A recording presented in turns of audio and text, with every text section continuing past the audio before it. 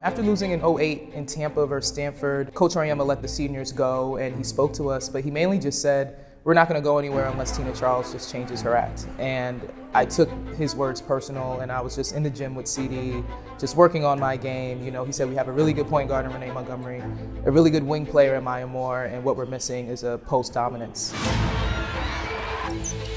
And I think that was the first time a challenge was presented to me, and I was like, all right, Tina, you have to look yourself in the mirror, who you're going to be. And I did not want to let my teammates down, and I just started turning the corner from there. UConn has won the national championship. 39-0, Connecticut is perfect. Number 7 for the UConn Huskies. 89 consecutive wins, more than anyone in college basketball Division I history. The dynasty fulfills its destiny. Win number 1,000.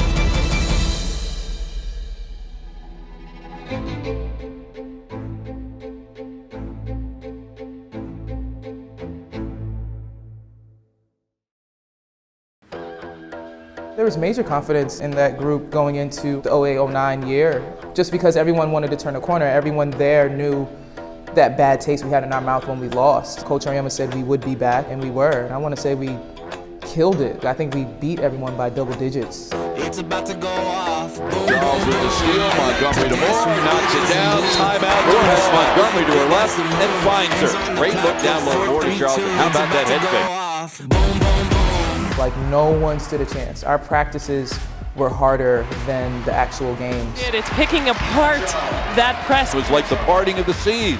It was amazing. You know, we went into games just knowing we were going to dominate. There wasn't anything we were missing. Renee was the best guard in the country. Renee Montgomery picks the pocket of Jacqua Williams. And Moore cuts for the hoop, and Montgomery found her. Tina was the best center in the country. Offensive rebound, Charles. Biggest player in the game there by Tina Charles. And Maya was the best player in the country. That's what makes Maya Moore so unbelievable. Can Davis cut off the angle? And the foul. One-on-one, look at the hesitation dribble. Those were 3 pretty good places to start, and we just took off from there. And UConn has done it again. 39-0 again. And a national championship again. It's about to go off. Boom, boom, boom. Tina Charles back to the free throw line. Kalena Green takes a break. Kelly Ferris, number 34 in blue. This is a freshman for Geno Auriemma. He really likes Kelly Ferris, and he's usually not terribly effusive with his praise, especially about freshmen. Oh, he just loves her all-around game and her toughness. He said she will never play a bad game for Connecticut. She might have a bad possession, but she will never play a bad game. I actually came in 2009-2010 season. I was the only freshman, which was interesting. So I kind of was learning on the fly, and I had to learn quickly or else I stuck out like a sore thumb. So I would make sure I hopped in the back of lines and drills and paid really close attention to what everyone was doing so I didn't mess it up. We don't like to have just one person in a recruiting class, and we would have preferred to have at least 2, but that year it just didn't work. Usually you want to have 2, 3, max 4. If you can do that, that's great. 1, that's hard on a kid, but Kelly handled it fabulously. Kelly Ferris hasn't scored tonight, but she has been terrific at dishing the ball. That was the prettiest of her 5 assists. Played in 2 games in her freshman year in the Final Four. I think she played like 20-some minutes, both games. She didn't score a point either game, but she dominated large parts of that game. We wouldn't have won without her. UConn has conquered the Alamo Dome as they're perfect again in 2010. The Huskies repeat as undefeated national champions. I mean, we had a lot of success, right?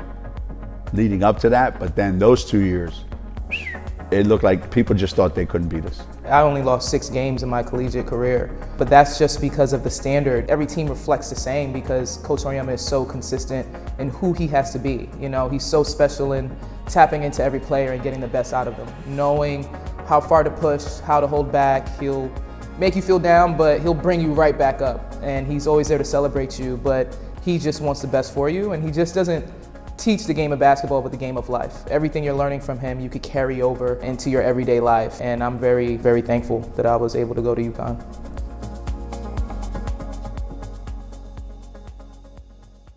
And tonight, the UConn Huskies are 1 win away from setting a record for consecutive victories many believed would never be set. The all-time record of 89 straight wins. The Huskies facing number 20 Florida State. The program was doing really well before I got there. I know Tina Charles was there. They had 2 undefeated seasons, so going in, there was a lot of pressure to keep the streak going. You want to have your own merits for your own group. You don't want to be carrying the expectations of the previous group or living up to the expectations of the previous group.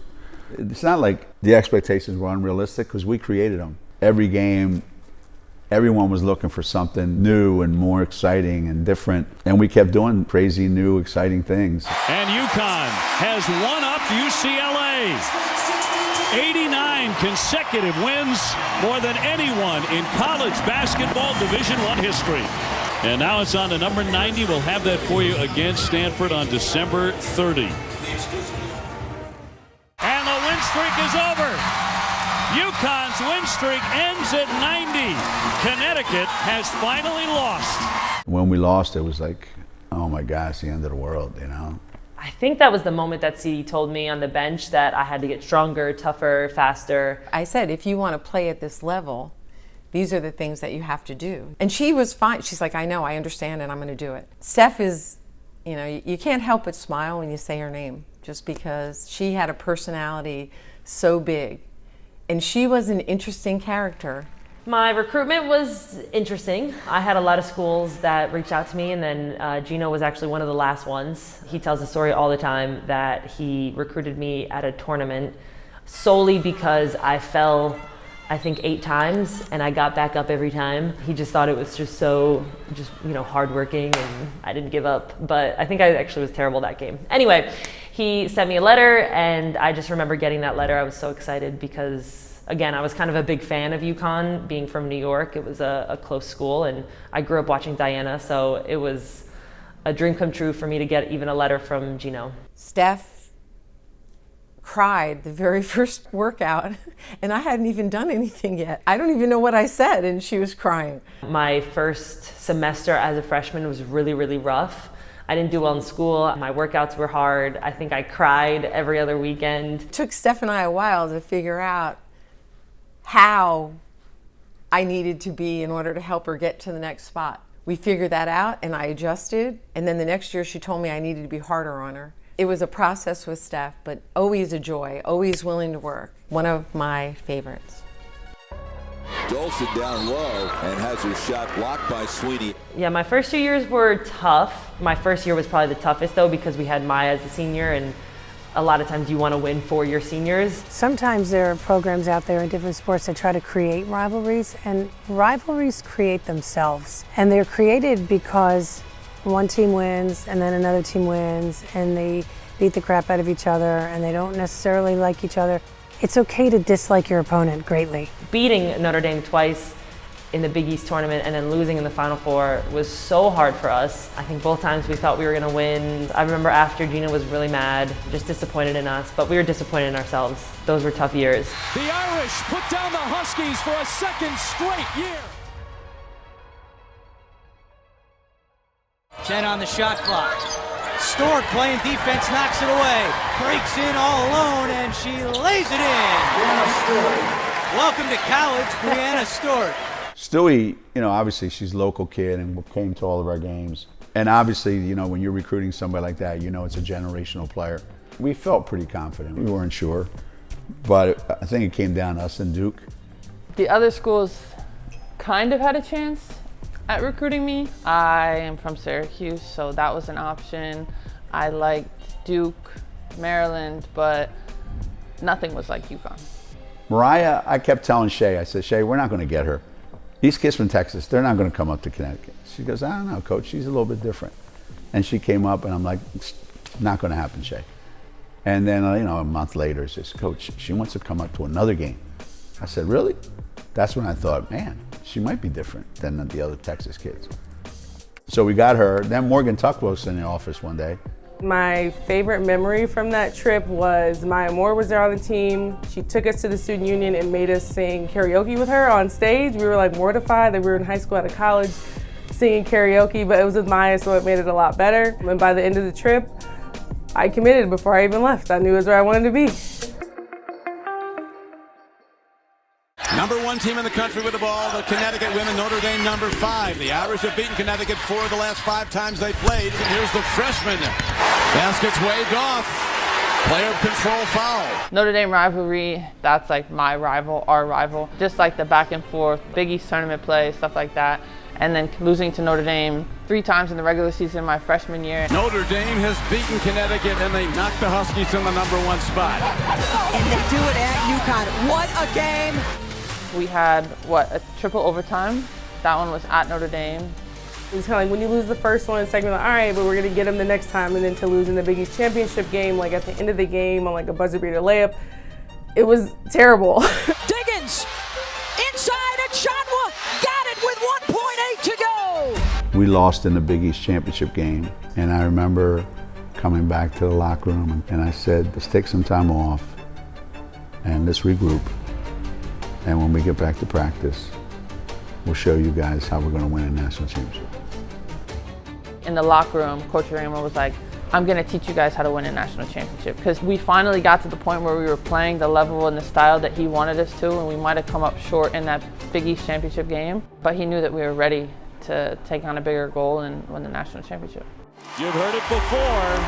The Connecticut Huskies will play for the national championship on Tuesday night. Once you get here, you're only going to beat great teams.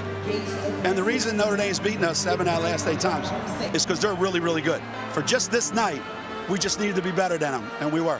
The word elites and the #8 will have a whole new meaning in Connecticut. The Huskies, 8-time national champions. When you get the first one in your first year, it's like, well, we did it once, so why can't we do it 3 more times? Going into my sophomore year, we had lost Caroline Doty, Kelly Ferris, Heather Buck. It leaves a hole, right? But I think there wasn't one person that could fill it. I think we all felt like we kind of had to fill it together. We kind of understood the assignment, if you will. We had different seniors. Obviously, Steph and Bria were our seniors, but we had a great group and really ready for any kind of challenge that came in our way, and that's why we went undefeated. The Huskies complete the drive for Title IX in Nashville. UConn, the 2014 national champions. Going from sophomore year to junior year, we lost Steph Dolson and Bria Hartley. Anybody that knows Steph, she has a super infectious personality, and I think that's something that we all fed off of, and she was really that vocal leader. So I think going into junior year was kind of like, now we're upperclassmen, right? Like, we're supposed to be leaders on the team, and so I think we had to make a little bit of a mental switch for our class. That year was kind of the hardest year, aside from my freshman year, because there was so many bumps in the road, but we got it together when it mattered most. It's a Husky three-peat for the 2015 national champions, the UConn Huskies. Going into my senior year, we knew that we had a really, really cool opportunity. You have 3, right? So this is it, right? This is the year, this is what we've been waiting on. Definitely a feeling that we have a chance to do something really special, especially after winning 3 national championships. It was kind of like, this is our senior year, no way we're not going out with the 4th one. Brianna Stewart, Morgan Tuck, and Mariah Jefferson, just too much. And this will be win number 116 in a row by double digits. South Carolina about to taste their first loss at home since February 10th of 2013. And this senior class bows out here at Gamble, winning 113 of their last 114. Just 1 loss at home in their entire careers. We were chasing this idea of perfection, and that really was what our entire career was about, but specifically the senior year. History, perfection, domination. It's a UConn Grand Slam at the Brickyard for the 2016 national champion UConn Huskies. We started talking about how in 1995 we won a national championship. UConn has won the national championship.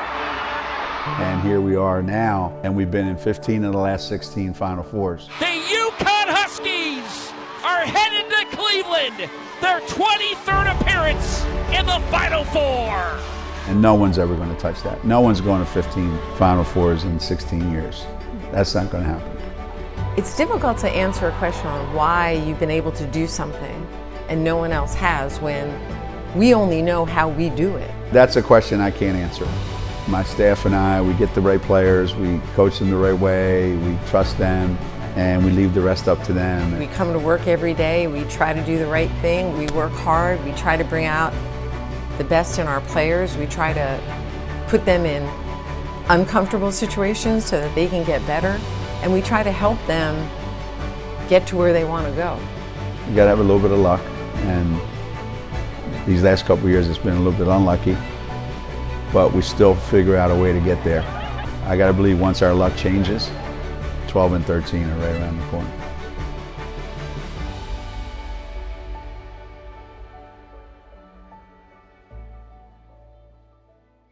Thanks for joining us for this episode of The Standard, brought to you by UConn Health, helping keep the best men's and women's basketball players on the court through my 40 years here. So, let our doctors be your doctors, and you can have the same success.